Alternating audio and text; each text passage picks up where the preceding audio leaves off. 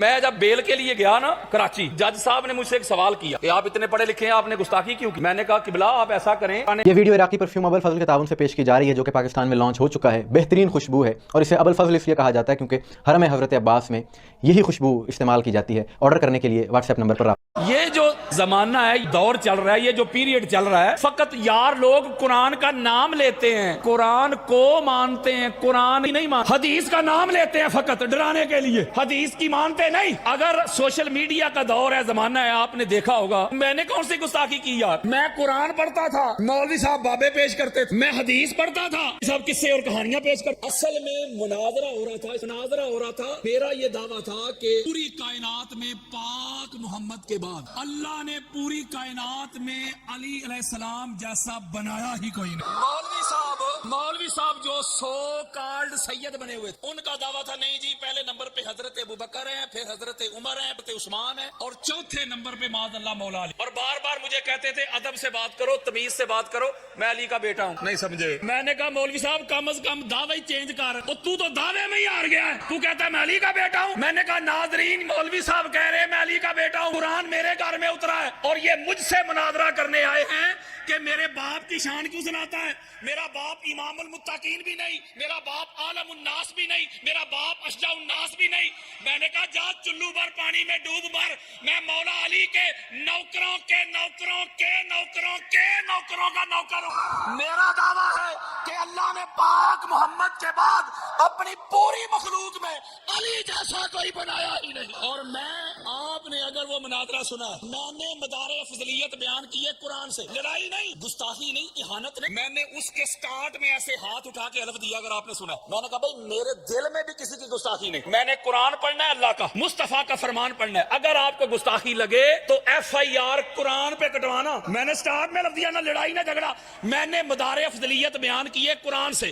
ایک چیک کرواتا ہوں پھر موضوع پہ آتا ہوں۔ سورہ النساء کی آیت نمبر 95 ابھی 95 اللہ رب العزت نے ارشاد فرمایا کہ فضل اللہ المجاہدین باموالہم وانفسہم علی القاعدین درجات۔ وہ سیدھی سی بات یار، 2 + 2 = 4 کی طرح اللہ نے کہا لوگوں میرے نزدیک افضل وہ ہے، اعلیٰ وہ ہے، درجہ اس کا بلند ہے، وہ منزہ مصفہ افضل اعلیٰ ہے۔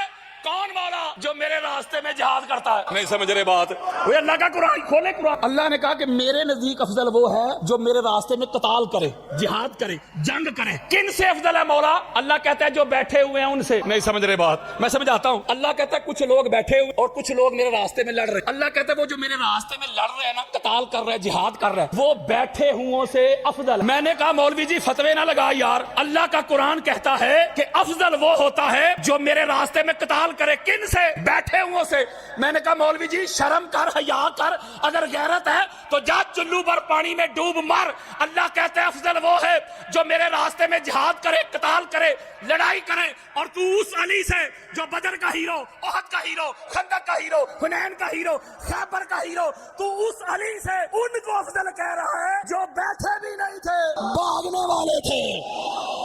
یہ بھاگنے کا لفظ میں نے استعمال کیا، مولوی صاحب کہتے ہیں نہیں گستاخی ہو گئی، کہتا ہے بھاگنا نہیں کہنا، تشریف لے گئے۔ میں نے کہا احمد رضا خان بریلوی سے لے کے آج کے تقی عثمانی تک کسی کا ترجمہ پڑھ لو، یہ میرا چیلنج ہے، سینہ چوڑا کر، ہر ایک نے بھاگنے لکھا۔ بلکہ جو میں نے وہاں قرآن مجید فرقان حمید سے اور بھی آیات پڑھی، میں نے تو ان کا ترجمہ بھی اردو میں نہیں کیا تھا، میں نے کہا تھا تو پڑھ، تو کر ترجمہ۔ میں نے انگلش میں کیا، اللہ کیا کہتے ہیں تُفْسِدُونَ وَلَا تَلْوُونَ عَلَىٰ أَحَدٍ وَرَسُولِهِ يَدْعُوكُمْ فِي أُخْرَاكُمْ۔ اللہ کہتا ہے تم میرے نبی کو چھوڑ کے بھاگ رہے تھے، میرا نبی تمہیں پیچھے سے آوازیں دے رہا تھا، تم مڑ کے دیکھتے بھی نہیں تھے۔ اور میں نے کہا یہ ایف آئی آر کٹوانی ہے تو قرآن پہ کٹوا۔ جب جواب نہیں ہے، ان کا پرانا وتیرہ ہے، جب ان کے قصے اور کہانیوں کو میں نے کراچی کے سمندر میں بہا دیا، مجھ پر ایف آئی آر کٹوا دی۔ اور اگلی بات بڑی خاص، میں جب بیل کے لیے گیا نا کراچی، جج صاحب نے مجھ سے ایک سوال کیا کہ آپ اتنے پڑھے لکھے ہیں، آپ نے گستاخی کیوں کی؟ میں نے کہا قبلہ آپ ایسا کریں، قرآن مجید فرقان حمید کا اپنی مرضی کا ترجمہ کھولیں، یہ لیپ ٹاپ آپ کے سامنے پڑا ہوا ہے، کھولے ترجمہ آپ کی پسند کا، میری کا نہیں، آیات میں سنا دیتا ہوں، ترجمہ آپ کر دو۔ اگر میں قرآن پڑھنے سے صحابہ کا گستاخ ہوں تو اللہ پھر سب سے بڑا گستاخ۔ میں نے کہا اس پہ ایف آئی آر کٹواؤ۔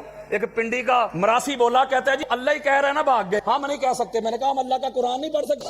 میرے سنی بھائیوں, میں یہ پاک منبر پہ ہاتھ رکھ کے کہتا ہوں, مجھے میرے دوست احباب اہل سنت علماء بڑے بڑے جید, انہوں نے مجھے ٹیلی فون کیا, وہ کہتے تھے قادری صاحب ہم تو پریشان ہو گئے, یہ جو افضلیت والا ہمارا عقیدہ ہے, بعد از انبیاء افضل البشر ابو بکر صدیق, یہ تو سارا پھر قرآن کے خلاف ہی کھڑا ہے. یعنی ہمارا عقیدہ یہ سارے کا سارا قرآن کے خلاف ہے. بلکہ وہاں میں نے ایک مولوی سے ایک جملہ اور بھی کہا تھا, میں نے کہا آپ کہتے ہیں بعد از انبیاء افضل البشر بالتحقیق حضرت ابو بکر صدیق ہیں. میں نے کہا ذرا انصاف کر, ڈنڈی نہ مار نجم بھائی, انصاف کر, ڈنڈی نہ مار. حضرات جو بعد از انبیاء ہو وہ تو بن جائے افضل البشر.